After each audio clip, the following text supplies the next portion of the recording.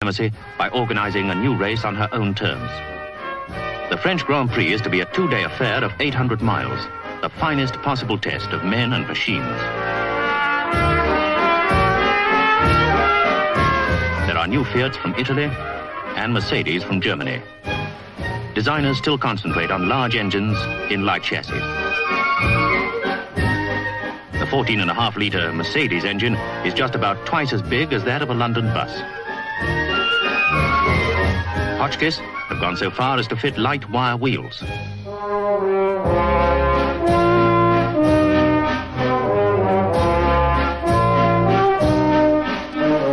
There isn't even a cushion for the driver of this car, as it is officially weighed. The de Dietrichs are probably near the ton weight limit with their 18-litre engines. Clément's son Albert is having his first big race on 13A, a Clément Bayard.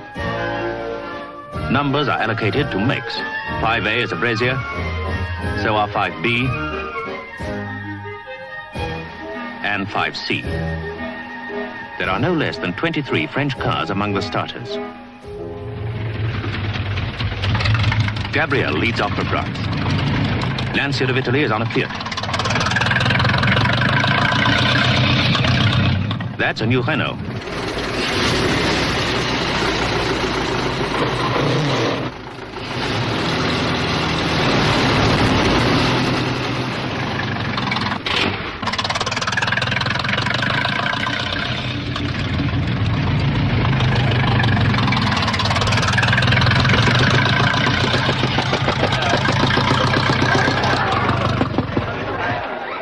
To make this race a test of men as well as machines, all work must now be done by the crew. This is just the start of a two-day race.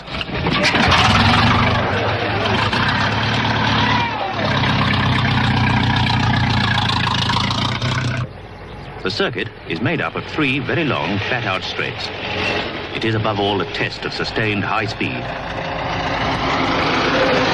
although there are the connecting corners.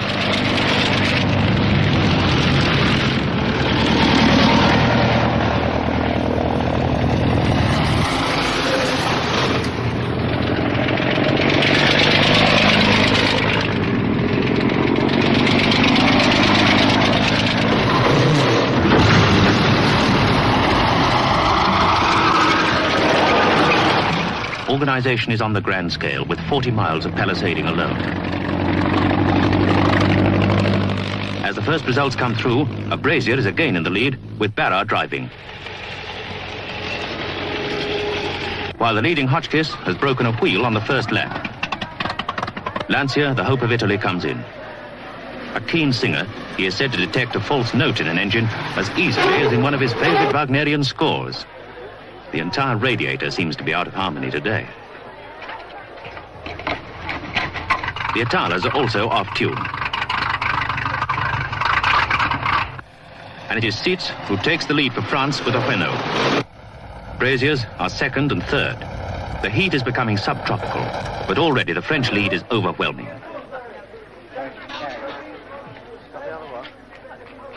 The first day's racing is more than halfway through when Leblanc finishes rebuilding his wheel with spokes borrowed, it is said, not only from his wheels, but even from other competitors.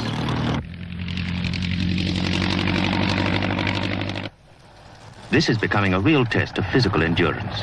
The fine particles of dust combine with a dust-laying liquid to hurt the driver's eyes so severely that several can hardly see the road and have to retire. Just before midday, the waiting crowd see the leader come in.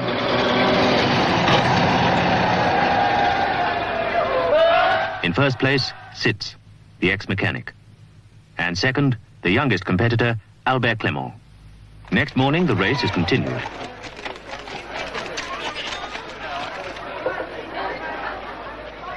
Sitz leads comfortably, but the complete French victory crumbles as the Italian driver, Felice Nazzaro, takes second place.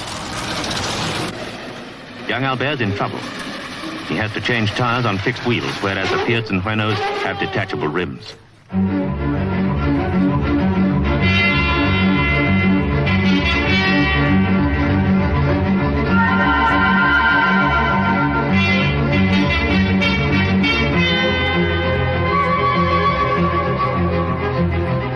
Sitz's car is not only fast, but he can change a tire in 2 minutes, compared with up to 15 minutes of this.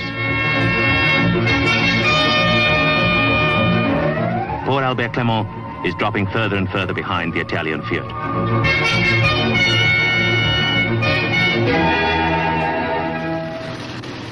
The wooden road specially built to skirt the town of St. Calais is tricky.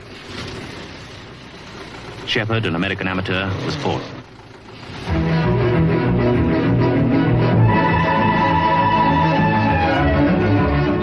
Albert's back, trying to catch the Fiat,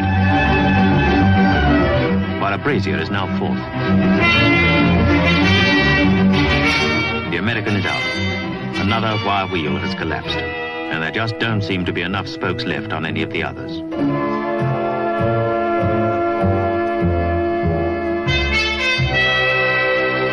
Today, no one can catch the Renault, and Sitz waves to the crowd as he drives on with a lead of over 30 minutes on Nazaro. The first Grand Prix is in every way a success for France. The Renault wins, while Nazaro's second place for Italy in the Fiat gives a pleasant international flavor.